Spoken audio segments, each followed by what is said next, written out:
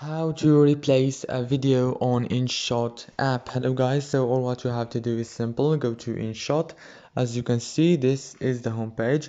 Now click on video so you can upload a new video, or just click if you have a draft like me. I have this video. Now let's say that you want to replace this video right here. All what you have to do is go to this bar. After you click on it, swipe right until you find replace, and here is it right here. Click on this replace option and you will be able to replace this video with another video from your gallery or documents. If this video was helpful, please don't forget to like and subscribe, and thank you for watching until the end. See you later and thank you so much.